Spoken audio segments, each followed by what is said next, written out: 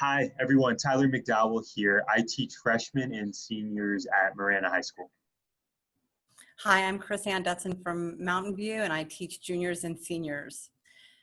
And so today, Tyler and I are going to share with you the Unit 2 literary analysis. Thank you, Chris Ann. So we are just going to highlight some important parts of this unit, shifts that have been made, if any, and then we will be on our way. So Unit 2, senior year, all about literary analysis. So you'll notice this document starts with that focus. We really want to talk about this keyword of humanity during this unit. It's set to being 4 to 6 weeks. I believe last year there wasn't necessarily a set time frame, but we decided 4 to 6 weeks seems about right. In terms of the purpose, our goal is that seniors write an effective literary analysis by the end of this unit, including evidence that supports their assertions.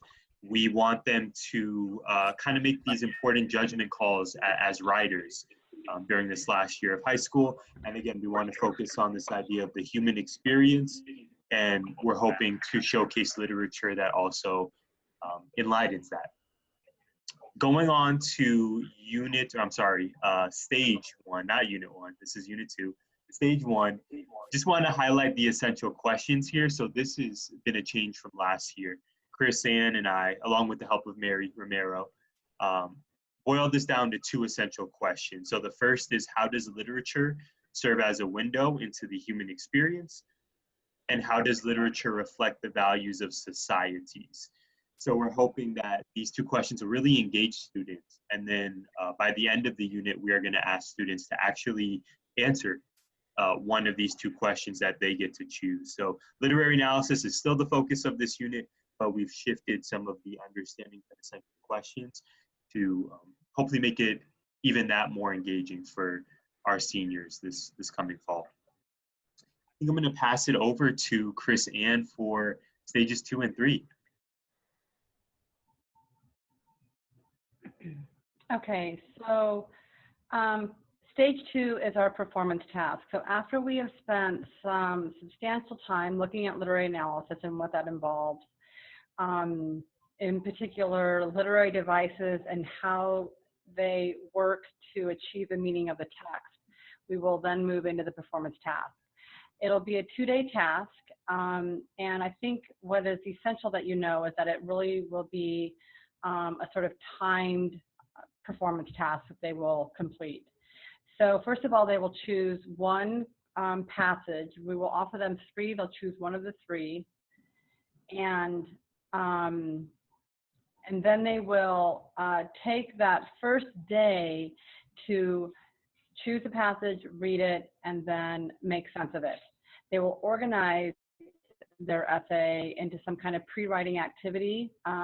We think that's necessary to do, but how you want to do that pre-writing activity is entirely up to you. We'll offer some examples or some samples below if you want to look at them. So when they come in on day 2, they have the frame of their paper ready to go. So they will have their thesis statement ready, and they'll have their concrete details ready, and then they will flesh that out in a 40-minute timed write situation, you know, give or take a few minutes, just so they get practice writing in a timed frame, which you know, many of them will have to do if they go to college. We have the first one, and this is from last year. We're working to try to get prompts 2 and 3. We'll have that by the time we start in August, if we start. And then, I mean, the real focus here is gathering concrete details that work to support that thesis statement. We think that we would like them to write in the Schaefer method, although since they're seniors, they should be perhaps moving beyond from that, weaving. We don't necessarily think this will be a 5-paragraph essay because it is, again, a timed write.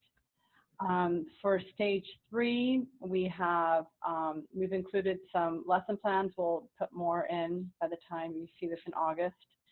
And then we also have a scope and sequence. So since the unit is about 4 to 6 weeks, we've tried to accommodate that within this. So you're welcome to sift through that if you'd like to. I mean, most of you are pretty well equipped on teaching literary analysis. So, but if you feel like you want to see how to break it up, you can definitely do that there. We also have some options for resources, which have been in place since last year. So most of you are familiar with this again. The great thing is that this can be, you can implement short works, or you can do a longer work during this period, since it's 4 to 6 weeks. So that's really entirely up to you. Okay, did I leave anything out? No, I think you covered it all, Chris Ann. Thank you. Last thing that Mary asked us to cover were any potential shifts. So once again, no real significant shifts from what you may have seen last year with this unit. I think if anything, Chris Ann and I have just tried to expand it and identify some key areas. One thing I want to mention before we wrap up this video is by the end of, oh no, you're good. By the end of the unit, we would like students to answer one of the 2 essential questions that I highlighted earlier. So I think Christiane and I have really tried to work on making this unit engaging for students, because although we get excited about the prospect of a literary analysis, we know perhaps not all of them will feel that same joy and energy. So we're hoping that, or we're planning that they will answer one of those 2 questions, again, related to society and the human experience. We're really emphasizing class discussions and table discussions. So we'd really love to see that along with their quality literary analysis that they're gonna write by the end of the unit.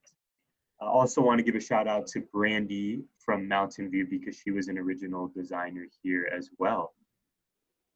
Chris Ann, anything we have to say before we?